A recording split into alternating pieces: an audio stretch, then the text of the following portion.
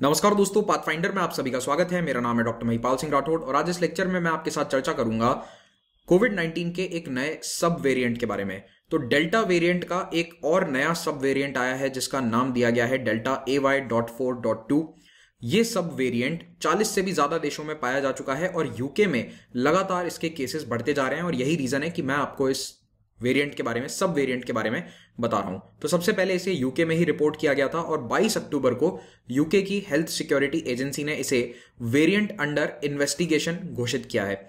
और 26 अक्टूबर को जो WHO की वीकली रिपोर्ट आई है कोविड 19 के ऊपर, इनकी एक वीकली रिपोर्ट आती है, उसमें भी इसका स्पेशली जिक्र किया गया है। और अगर आपको लग रहा है कि कोविड 19 दुनिया से खत्म हो चुका है तो आपको एक रिमाइंडर कॉल दे देता हूं। पिछले हफ्ते यानी कि 19 टू 26 अक्टूबर वाला जो वीक था WHO की रिपोर्ट में, उसमें दुनिया भर में लगभग 30 लाख केसेस कोविड 19 के आए हैं और ऑलमोस्ट 50,000 डेथ्स हुई हैं, जो उससे पिछले हफ्ते से 4 से 5% तक की वृद्धि है। तो कोविड अभी गया नहीं है, इसीलिए मास्क पहनकर रखें, बाहर कहीं जाते हैं तो सारी सावधानियां रखें अगर आप वैक्सीनेटेड हैं तो भी।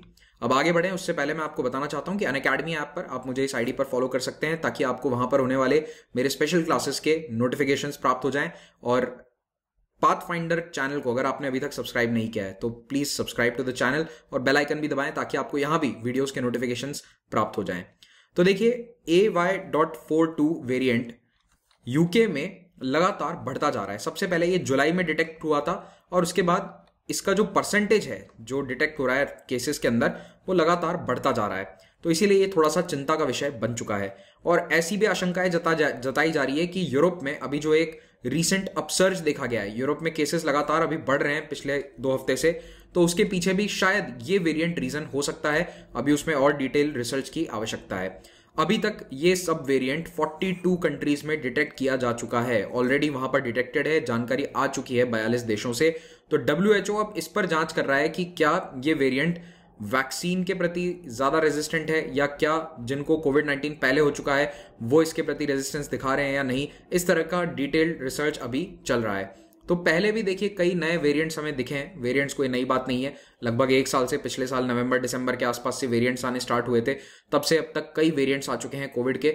लेट 2020 में सबसे पहला जो वेरिएंट जो दुनिया भर में ज्यादा फैला था वो था अल्फा वेरिएंट, जो यूके में ही डिस्कवर हुआ था। उसके बाद 2021 में डेल्टा वेरिएंट आया था जो भारत में डिस्कवर किया गया और अब डोमिनेंट स्ट्रेन बन चुका है। दुनिया भर के कई देशों में डेल्टा वेरिएंट सबसे ज्यादा पाया जाने वाला वेरिएंट है, जितने भी कोविड 19 के इन्फेक्शंस हो रहे हैं उनमें। अब एक्सपर्ट्स का यह मानना है कि AY.4.2 अभी तक डोमिनेंट स्ट्रेन नहीं बना है। जहां पर भी वो रिपोर्ट किया गया है वहां पर अभी उसकी संख्या कम है। तो जैसे यूके में भी अभी 5% के आसपास है, लेकिन धीरे धीरे ये बढ़ सकता है क्योंकि इसकी ट्रांसमिसिबिलिटी ज्यादा है।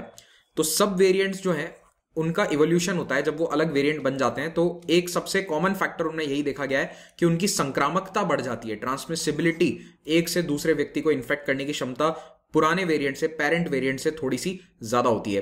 तो ये डेल्टा से भी और ज्यादा ट्रांसमिसिबल हो सकता है। अभी तक जो रिसर्च हुआ है उसके अंदर यहां पर 3 म्यूटेशंस पाए गए हैं, जिनमें से 2 इसके स्पाइक प्रोटीन में है। ये म्यूटेशन ही इसे ज्यादा संक्रामक बनाते हैं और इसमें इस प्रकार के चेंजेस भी हैं जो वायरस को लंबे समय तक इंसान के शरीर में सरवाइव करने के लिए कुछ एडवांटेजेस दे सकता है।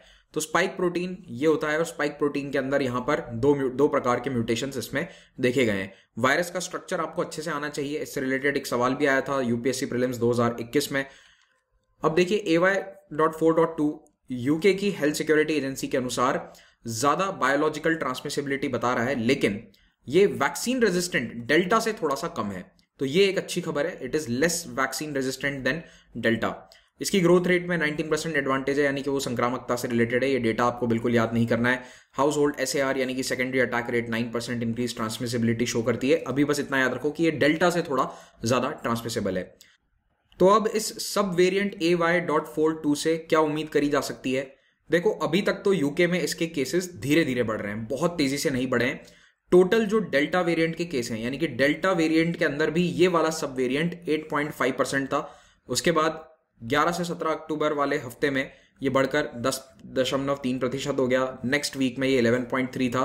तो हर हफ्ते लगभग 1%, 1.5% की वृद्धि इसमें आ रही है। अगर यही रेट से चलता रहा तो अगले साल यानी 2022 की गर्मियों तक ये डेल्टा वेरिएंट के केसेस में सबसे बड़ा स्ट्रेन बन जाएगा। और अगर इसकी ट्रांसमिसिबिलिटी कम होती है तो फिर ये सबसे बड़ा स्ट्रेन नहीं बनेगा।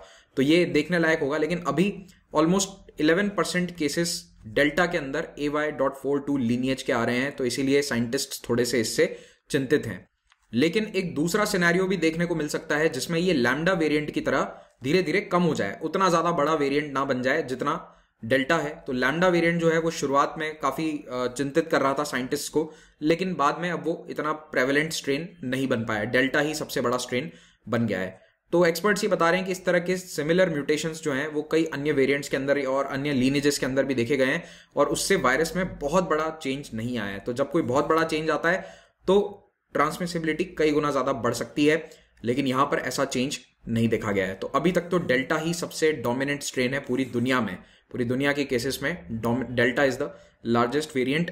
रिसेंटली जो यूके में सर्ज आया है उसके पीछे एक रीजन ये भी है कि बच्चों के अंदर इन्फेक्शन काफी तेजी से बढ़ रहे हैं। तो स्कूल गोइंग चिल्ड्रन जो है उनमें केसेस आप देखिए एकदम से स्पाइक अप कर रहे हैं, और जैसे ही बच्चों में वैक्सीन लगनी स्टार्ट हो जाती है उसी तरह से ये केसेस में भी कमी आ सकती है। So with the vaccination of below 18 this sub variant is expected to be brought under control. भारत की अगर हम बात करें तो भारत में INSA COG ये वो संस्था है, वो कंसोर्शियम है जो इन वेरिएंट्स को, सब वेरिएंट्स को नोट करता है, उनके ऊपर रिसर्च करता है। तो अभी तक तो ये कह रहे हैं 27 अक्टूबर तक तो कि ये वेरिएंट इंडिया में इनफ्रीक्वेंट है, यानी कि इतना कॉमन नहीं है। पाया गया है लेकिन इतना ज्यादा कॉमनली नहीं पाया जा रहा है। भारत में अभी तक डेल्टा ही सबसे ज्यादा पाया जाने वाला वेरिएंट है, और INSA COG के अनुसार कोई भी नया वेरिएंट ऑफ इंटरेस्ट, जिसको WHO डिनोट करता है कि ये वेरिएंट ऑफ इंटरेस्ट है, और अगर वो चिंताजनक ज्यादा हो जाता है तो उसको वेरिएंट ऑफ कंसर्न कर देते हैं। तो ना तो कोई VOC ना ही कोई VOI भारत में अभी हाल ही में नोट किया गया है। तो अच्छी बात है अभी तक के लिए तो, लेकिन हमें सावधान रहना जरूरी है, और क्योंकि ये न्यूज में है, करंट अफेयर्स के लिए इंपॉर्टेंट हो जाता है, वेरिएंट्स पे सवाल आने की पूरी संभावना रहती है जो भी एग्जाम आप देने जा रहे हैं, तो इसके बारे में थोड़ी जानकारी रखिए। इसी के साथ आज इस लेक्चर को मैं समाप्त करता हूं, लेकिन अगर आप UPSC एग्जाम की तैयारी कर रहे हैं तो अनअकैडमी ऐप पर भारत के बेस्ट एजुकेटर से आप लाइव पढ़ सकते हैं। यहाँ पर लाइव जुड़ने के लिए आप प्लस या आइकॉनिक दोनों में से कोई एक सब्सक्रिप्शन अवेल कर सकते हैं। इन सभी सब्सक्रिप्शंस पे आपको 10% डिस्काउंट मिलेगा अगर आप महिपाल कोड का इस्तेमाल करेंगे। तो ऑप्शनल के कोर्सेज भी यहाँ अवेलेबल हैं। EMI पर आप इन सभी कोर्सेज को ले सकते हैं। EMI कैसे लेना है इस वीडियो के नीचे एक डिस्क्रिप्शन में लिंक होगा, उस पर क्लिक कीजिए, आपको सारी जानकारी मिल जाएगी। मेरा ऑनगोइंग NCERT पॉलिटी कोर्स है, इसको आप ज्वाइन कर सकते हैं, इसका लिंक भी नीचे डिस्क्रिप्शन में मिलेगा।